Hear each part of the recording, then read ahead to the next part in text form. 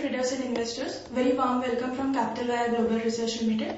Let's have a short recap of Nifty Future last week. Last week Nifty Future opened on a positive note and extended its earlier gain, registered an all-time high of 9191 due to surprise rate cut by the RBI, but later it showed correction till the levels of the 8,882 and closed at 8,986 with the marginal gain of 21.35 points.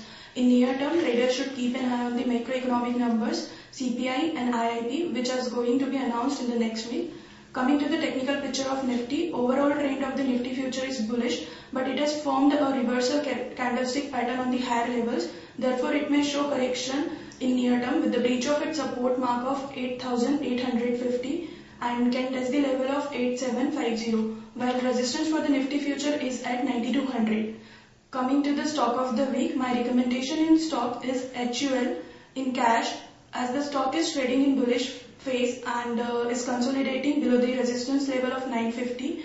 Traders can initiate the long position above the level of 950 for the targets of 980 and 1000 with a strict stop loss of 920. For commodity, Naveen will continue. Thank you, Shruti. In MCX, my recommendation for next week is silver. Silver is trading bearish since last few weeks, and in next week it can continue its trend. So if it will break the level of 35,600, then it can test the level of 35,300 and 35,100. So one can sell below this level with a stop loss of 35,850. In agri commodities, my recommendation is soybean. Soybean is also looking bearish on charts. In the coming week, one can go for sell on higher level strategy.